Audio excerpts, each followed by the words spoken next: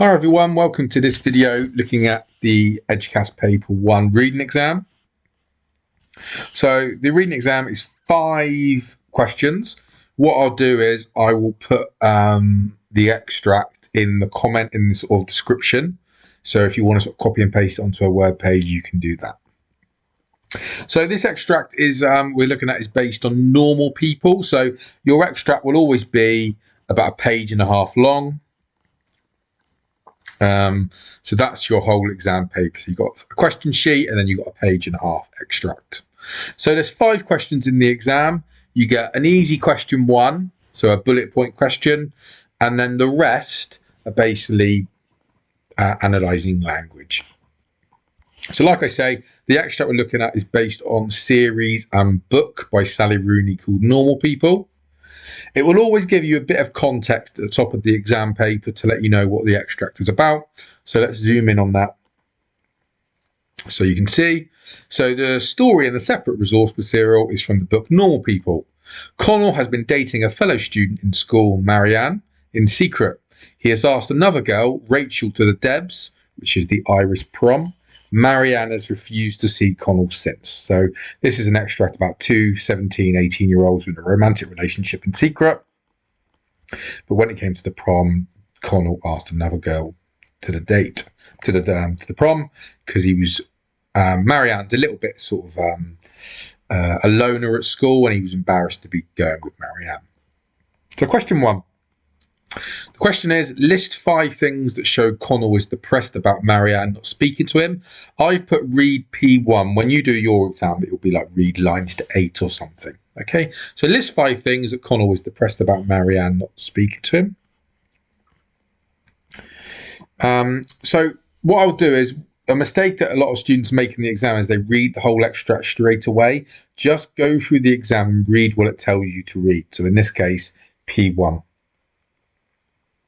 After Marianne left school in April, Connell entered a period of low spirits. Teachers spoke to him about it. The guidance counsellor told Lorraine, who's Connell's mum, she was concerned. People in school were probably talking about it too. He didn't know. He couldn't sum up the energy to act normal. At lunch, he sat in the same place as always, eating sad mouthfuls of food, not listening to his friends when they spoke. Sometimes he wouldn't even notice when they called his name, and they would have to throw something at him or clip him on the head to get attention. So the question is, list 5 things that show Connell's depressed about Marianne not speaking to him. And my tip with this question would be, always start with the character's name or the pronoun. So in this case, either Connell or he. Maybe 1 or 2, you could not use it, but it keeps you focused on the question. What you won't get marks for is just copying out a quote. They're called unabridged quotes. So so put it, basically get the quotes and put it into a sentence. So the ones I picked out show Connell was depressed about Marianne not speaking to him. I've put Connell's entered a period of low spirits. The guidance counsellor told his mum she was concerned. He couldn't sum up the energy to act normal. Sad mouthfuls of food. Not listen to his friends, even when they called his name. So they didn't have to like throw something up to get his attention. So nice and easy. Connell entered a period of low spirits. The guidance counsellor said she was concerned. Connell couldn't sum up the energy to act normal. He ate his food in a sad way. He didn't even notice when his friends called his name. So all of those show that he's depressed about Marianne not speaking to him. And again, I've done a little sentence starter and then just put my quote in. Nice and simple, this question. It's meant to be a nice introduction to the exam. If you can only find 3 or 4, don't spend another 5 minutes looking for it. At the most, spend about 5 or 6 or 7 minutes on this question. You can't spend 5 minutes looking for 1 mark. You've got to get to the higher level questions. Okay, question 2. So our example is read P2. What are Connell's thoughts and feelings about dating Rachel? It's worth 5 marks. You must refer to the language used in the text to support your answer. You're using relevant subject terminology where appropriate. So you'd go through the extract and highlight anything that shows what Connell's thoughts and feelings are about dating Rachel. So this is basically a how question. So there are 2 how questions in the paper 1 exam, but be aware it might say thoughts and feelings. So questions 3 and 4 or 2, 3 and 4 They might either be two questions that say, how does the writer do something? Or it might say, what are the thoughts and feelings? It's basically the same question, picking out language and say the writer's intention. They can be questions 2, 3, and 4. So it's going to be 2 out of 2, 3, and 4. And they're going to be worth 5 or 10 marks. Okay. So if it's a 5-mark question, you're looking for sort of 3 to 5 quotes. If it's a 10-mark question, 5, 6, 7, 8 quotes. So in November 23, the students who got a grade 3 and didn't get the required grade 4, the things that the examiner said they did wrong were too much time spent on the low mark questions, so questions 1 and 2, more quotes were needed, and more quotes needed across the whole text. So to get a grade 5 and above, for a 10-mark question, go for 5 to 8 quotes, 10 marks in 15 minutes. For a 5-mark question, you've got about 6 minutes, 3 to 5 quotes. No PEs or explanations more than 3 lines on an A4 page. Explain how your quote links to the exam question, and you don't need to feature spot. So you don't need to talk about similes, alliteration, unless you're really making a good point of the effect on the reader. You won't get any marks for just doing a normal explanation and then also saying to the examiner, by the way, I know it's a simile. So like I said, plenty of quotes gives a student high marks. So these two students are actually very similar in terms of ability at English, but the one on the right had better exam technique, where the person on the left, it might have been a really good explanation, but because it's just 1 mark, they've done like 10 lines of explanation. If you're doing GCSE English literature, that's probably what we're looking for. But with language, it's almost about picking out the quotes and say why it's been used. So the person on the left just did 1 quote and got 1 mark. The person on the right did 5 quotes and got 5 marks. So try to think of it a lot of the time as a quota mark. And like I said, you need to make sure you take quotes from all over the section you're reading. You'd get marked down for that because you're not showing you've marked the whole part of the extract. So even if you're taking 1 from the end, try to sort of separate your quotes out a little bit if possible. So the how question can be summed up by asking, why has the writer bothered to use certain words, verbs, and adjectives? Why have they used these words intentionally or on purpose? So let's say the question was, how did the writer present Marianne in this part of the extract? And remember, adjectives are describing words, verbs are doing words. If this question was, I was standing next to my boyfriend, if this quote was, I was standing next to my boyfriend, there's not a lot we can say to it. But because the writers use the adjective jealous, it tells us something about Marianne and the boyfriend. Okay, remember, if the quote is obvious, you don't need to explain it. So let's say if we had the same question, and again, how does the writer present Marianne in this part of the extract? If the quote was, Marianne was very angry, just say, the reader is told that Marianne was very angry in this part of the extract. If you're looking for sort of 7 or 8 quotes on a question, you might be able to get 2 really simply like this, and that gives you more time to do the more in-depth one. So like I say, if you get a really easy quote, just pull it and bed it into a sentence.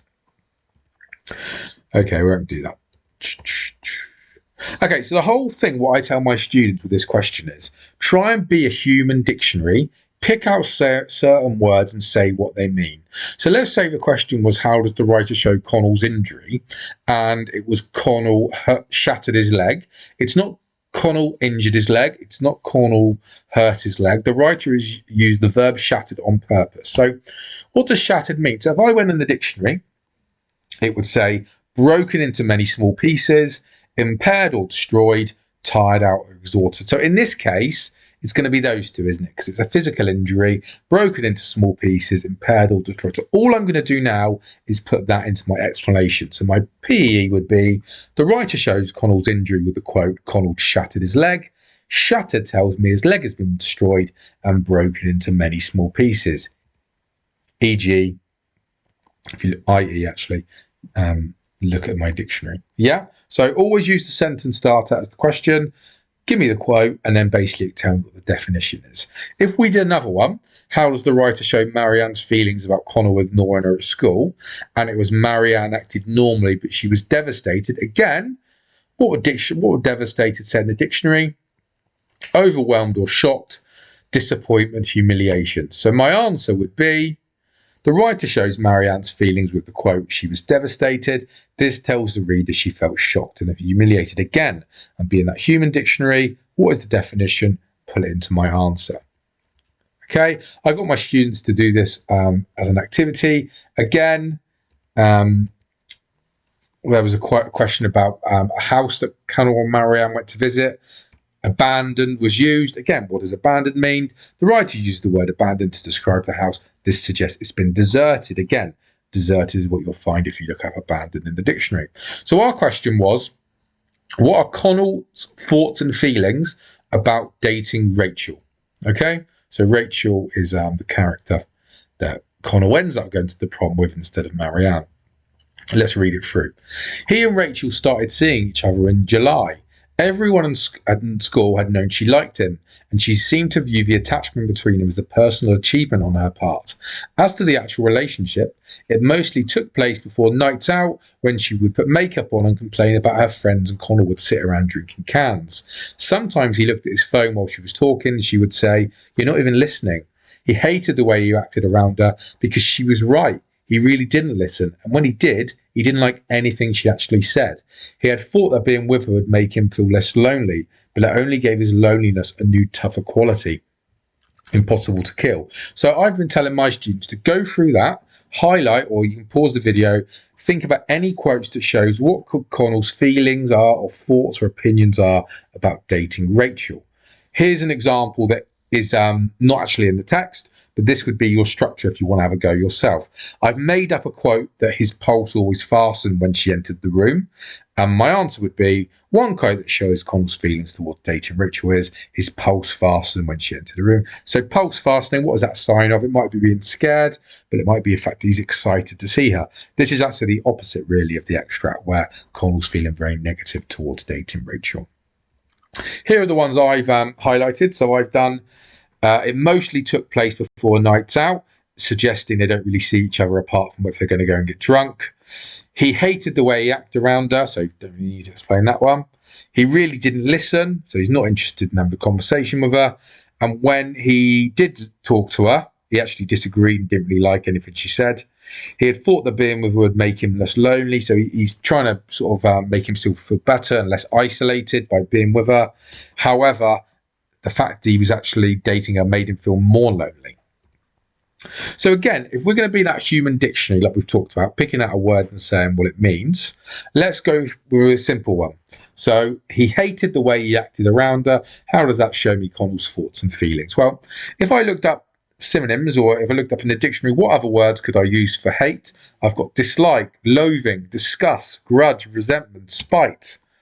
So basically that's how Connell feels about himself for dating Rachel. So all I'm going to do is put those words into my answer. So I've got, the writer shows Connell was unhappy with dating Rachel with the quote, he hated the way he acted around her. This tells the reader he was disgusted with the person he was when he was with her. So my blue is my question, is my sentence starter. My green is my quote, and my yellow is explaining my quote, explaining why and what that shows about how Connell feels about dating Rachel. Okay, the other quotes, have a go if you want to have a go at the other quotes. I'll leave them there. So there's the one I did. Next one, he really didn't listen, shows Connell was unhappy as he is uninterested in Rachel's opinions or any sort of conversation. This is emphasised by the following sentence, he didn't like anything she actually said. So again, human dictionary, what does anything mean? I put the word anything tells the reader he literally doesn't like one thing that comes out of her mouth. Another one, the writer shows Connell was unhappy with dating Rachel with the quote, would make him feel less lonely. This tells the reader that Connell has no real feelings or affection towards Rachel. He's dating her to try to make him feel better about himself. And then I've put, however, dating Rachel has made him feel even more isolated and made the loneliness impossible to kill. So remember, try to keep using the blue as much as possible because it keeps you focused on the question. The green is my quote for all of those. And my yellow is my explanation. So there's 5 quotes. It'll get me 5 marks. If I'm really, really quick, I can do one more. I've put, the writer shows Connell was unhappy with the dating Rachel with the quote, it mostly took place before nights out cans. This shows he only really spends time with Rachel on nights out. He has no real interest in seeing her at other times. So again, blue is the question, green is my quote, and yellow is talking about Connell's thoughts and feelings towards Rachel. Question 3. So question 3 can be another thoughts and feelings question. In this case, it's a how question. So the question is, Connell is really missing Marianne. How does the writer show this? So you'd go through the extract, try to find 5, 6, 7, 8 quotes that show Connell's really missing Marianne, and then analyse the language. Okay, so again, pause the video if you want while I read. He missed the way Marianne had made him feel, and he missed her company. He called her phone all the time. He sent her text messages every day, but she never replied. His mother said he was barred from visiting her house, though he didn't think he would have tried that anyway. For a while, he tried to get over it by drinking too much and having anxious, upsetting dates with other girls. At a house party in May, he kissed Barry Kenny's sister Sinead, who was 23 and had a degree in speech and language therapy. Afterwards, he felt so bad he threw up. And he had to tell Sinead he was drunk, even though he wasn't really. There was no one he could talk to about that. He was excruciatingly lonely. He had recurring dreams about being with Marianne again, holding her peacefully the way he used to when they were tired, and speaking with her in low voices. Then he'd remember what happened and wake up feeling so depressed he couldn't move a single muscle in his body. One night in June, he came home drunk and asked Lorraine if she saw Marianne much at work. Sometimes, said Lorraine. Why? And is she all right or what? I've already told you I think she's upset. She won't reply to any of my texts or anything, he said. When I call her, like if she sees it's me, she won't pick up. Because you hurt her feelings. Yeah, but it's kind of overreacting, isn't it? Lorraine shrugged and looked back at the TV. Lorraine kept looking straight at the TV. Connell was drunk. He doesn't remember what she was watching. Slowly, she said, you know, Marianne is a very vulnerable person. You did something very exploitative there and you hurt her. So maybe it's good that you're feeling bad about it. So pause the video and try to highlight anything that showed Connell's really missing Marianne. Okay, so like I say, highlight any quotes that show he's missing Marianne. And again, if you want to write some answers, this is a fake quote, but this is just to show you the kind of thing. So I've made up a quote that says he checked his phone every 2 seconds. And I put the writer shows Connell's missing Marianne with the quote, he checked his phone every 2 seconds. This tells the reader he's desperate for Marianne to contact him. Here's the ones I've highlighted. Again, in a perfect world, I want to be highlighting maybe at least one towards the end. Just to show the examiner I've read all the extract. But I've got about 5 or 6 or 7 or 8 quotes here. Okay, again, so the ones I've highlighted are, he missed the way Marianne made him feel, he missed her company, he called her phone all the time, he was barred from visiting her house, though he didn't think he would have tried that anyway, but he doesn't say he definitely wouldn't, so he might do that. He went on other dates with girls, and so on. Again, being a human dictionary, picking out a word and say what it means. So this one you could probably talk about twice. So the quote is, he was excruciatingly lonely. So what does lonely mean? We know what it means, but what other words? Alone, solitary, isolated, deserted, desolate, forlorn, secluded, remote. So let's put that into an answer. The writer shows Connell was really missing Marianne with the quote, he was excruciatingly lonely. This tells the reader he was feeling very alone and isolated since Marianne left him. Again, blue is my question, green is my quote, and yellow is explaining how the writer shows Connell was missing Marianne. Go back to the quote, but this time I'm going to highlight the adverb excruciatingly. Again, what does that mean? Painful, torturous, tormenting, severe, acute, intense. Now, same answer as before, but I'm just going to add excruciatingly makes it sound like the separation is physically painful for him. There you go. So I'd almost get 2 quotes looking at one quote. Another one, pretty a simple one. This is probably one where you wouldn't need to explain too much, but I'm going to.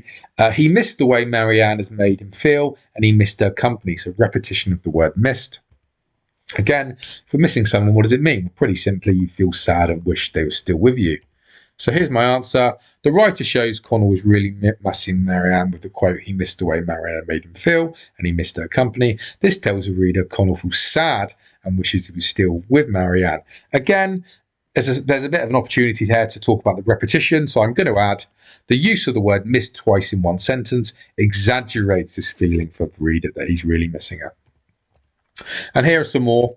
I've got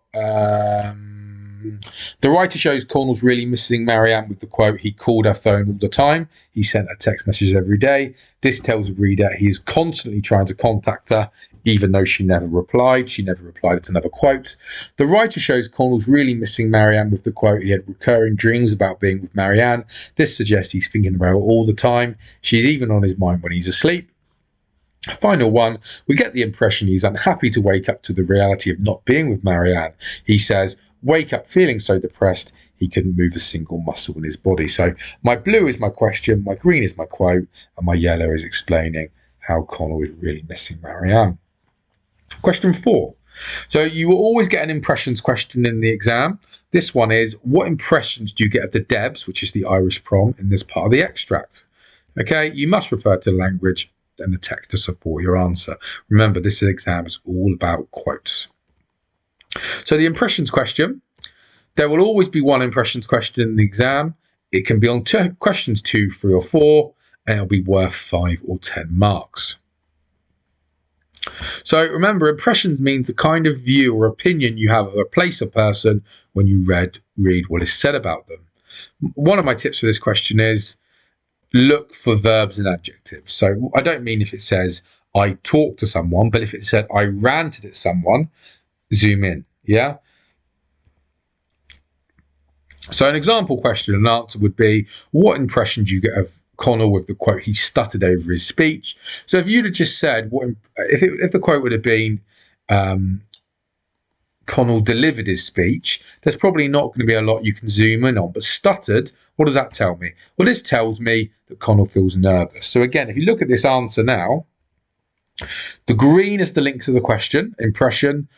The blue is my opinion of Connell, and my red is the quote to back up my opinion. Remember, if you just put Connell's nervous with no quote, you won't get a mark. So if we look at another one, what impressions does the writer create of Marianne in these lines? Let's say lost her temper and snapped back. So both of those probably show me what? They probably show me Marianne's angry. So I've got one impression I get of Marianne is I think she can get angry quickly as she lost her temper and snapped back. Again, my green is my link to my question. My yellow is my opinion of Marianne. And my blue is the quotes to back up my opinion. A lot of students think it's one quote per opinion. But if you've got 2 or 3 or 4 quotes that really show you a particular opinion of someone, shove them all in. Another one, the tears rolled down Marianne's cheeks. What does that tell me? Pretty simply, it suggests she's probably upset. She's probably crying. So I've put one impression I get of Marianne is she's upset. She seems to be crying as tears roll down her cheeks. Again, green is the impression. The green is my link to my question. Yellow is my opinion of Marianne, and blue is my quotes to back up my opinion. Again, second tip, and it's similar to the earlier question, if the quote is obvious, there's no need to explain. So let's say the question is the same one we just looked at. What impressions do you get of Marianne in this part of the extract? If the quote was, Marianne was jealous of the girls going to the Debs, you can literally put, one impression I have of Marianne is that she was jealous of the girls going to the Debs. You won't get a mark for just putting the quote down. So do a little sentence starter with the word impression is, and you'll get the mark. Okay, so going back to R1, what impressions do you get of the Debs in this part of the extract? I'll read it through. While I read it through, if you want to pause the video, highlight any opinions or feelings you have of the Debs based on what's in the text. Eventually, the night of the Debs came. Rachel wore an extravagantly expensive dress and Connell stood in her front garden while her mother took their photograph. Rachel kept mentioning that he was going to Trinity, and her father showed him some golf clubs. Then they went to the hotel and ate dinner. Everyone got very drunk and Lisa passed out before dessert. Under the table, Rob showed Eric and Connell naked photographs of Lisa on his phone. Eric laughed and tapped parts of Lisa's body on screen with his fingers. Connell sat there looking at the phone and said quietly, "Bit messed up showing these to people, isn't it?" With a loud sigh, Rob locked the phone and put it back in his pocket. "You've gotten awfully gay about these things later," he said. At midnight, sloppy drunk from hypocritically disgusted by the drunkenness of everyone around him, Connell wandered out the ballroom and down a corridor into the smoking garden. He had lit a cigarette and was in the process of shredding some low-hanging leaves from a nearby tree when the door slid open and Eric came up to join him. Eric gave a knowing laugh on seeing him and then sat on an upturned flower pot and lit a cigarette himself. "Shame Marianne didn't come in the end," Eric said. Connell nodded, hating to hear her name mentioned, unwilling to respond. "What was going on there with you and Marianne?" said Eric. "Were you dating her for a laugh?"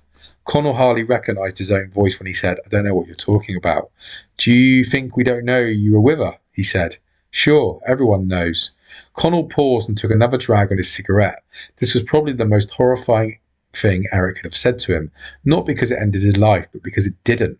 He knew then that the secret for which he had sacrificed his own happiness and the happiness of another person had been trivial all along and worthless.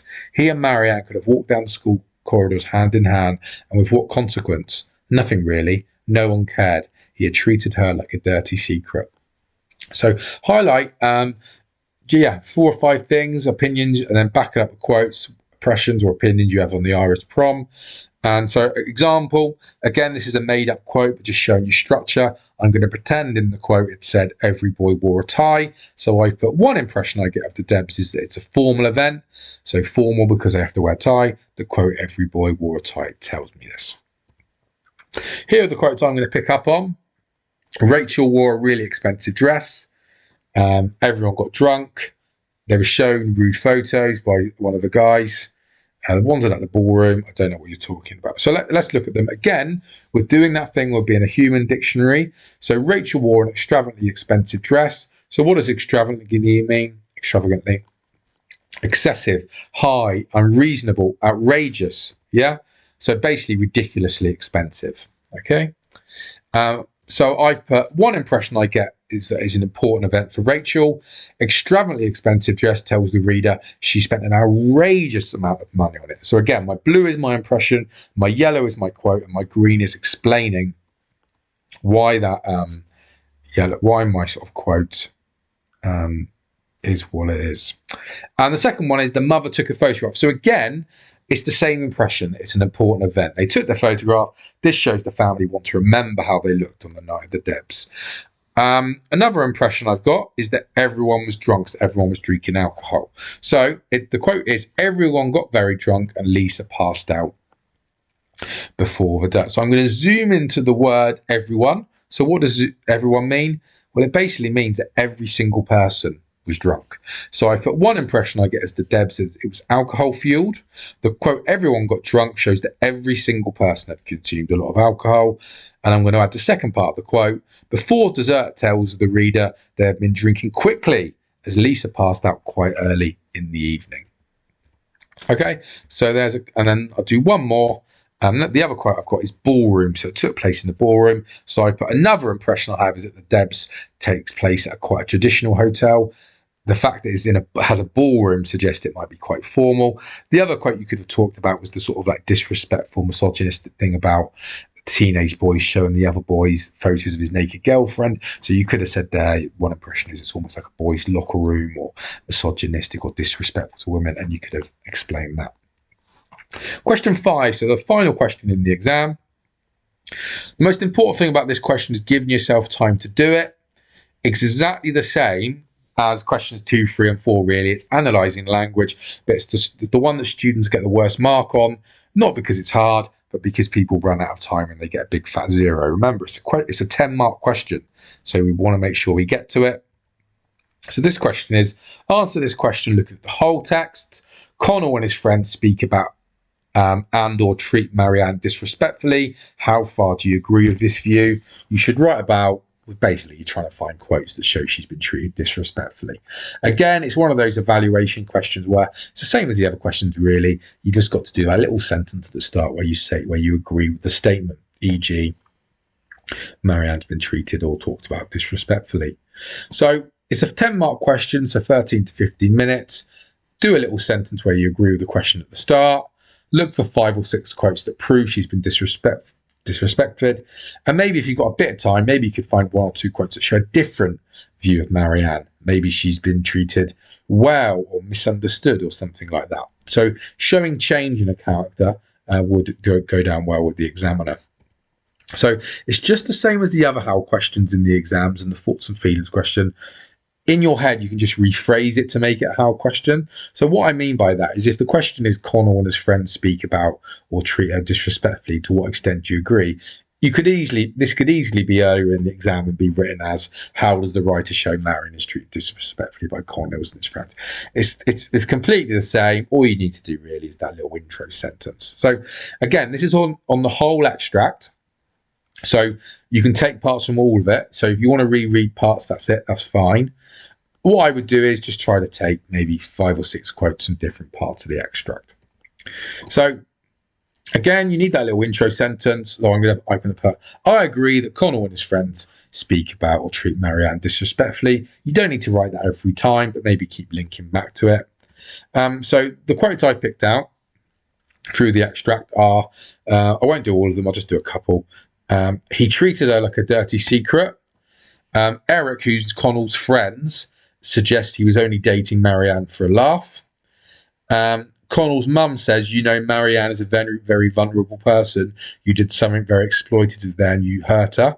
And the last one, which is sort of the narrator says, he knew then the secret, which was he was dating Marianne in secret, for which he had sacrificed his own happiness and the happiness of another person, had been trivial and all along and worthless. So what that quote basically saying is that the big secret he was worried about, being embarrassed about seeing Marianne, actually no one really cared. Okay, so just going to zoom in on a couple to keep the video relatively short. So I'm going to zoom in on he had treated her like a dirty secret. Again, I know it's boring. Be a human dictionary, explain. If you looked up dirty secret in the dictionary, what would it say? So, so what is a secret? If you looked it up in the dictionary, in particular, a dirty secret would be something bad that someone does not want people to know. In this case, he didn't want people to know that he was dating and had feelings for Marianne. So I put, I agree, Connell treats Marianne disrespectfully. That's my little intro sentence. And then I put, he treated her like a dirty secret. This tells the reader he doesn't want people to know about their relationship. So again, the red is agreeing with the question, the green is my quote, and my blue is explaining why and how Marianne has been treated badly. But again, secret, be a human dictionary. What does dirty secret mean? So, I won't go through them all, but the second one, the blue one, what could you talk about where you could say something like, again, Marianne is treated disrespectfully by Connell's friend. Eric says, well, you're only dating for a laugh. This suggests that Marianne is treated like a joke or made fun of, for example. Okay, then Connell, Lorraine's mum, Connell, she says, you're a very vulnerable person. You did very exploitative. So you could maybe talk about, and you hurt her. So, yeah, you could talk about that maybe it shows that maybe Connell's taking advantage of Marianne, someone who's very sensitive, and even really simply, you hurt her. It could definitely be one of your answers. So remember then, there's our 5 questions. I hope that's been of some use to you. Like I say, I'll try to put as much as the extract in the information, but any questions, write a comment in the box. But hopefully that's been some use to you, and good luck in the exam on the 5th of June.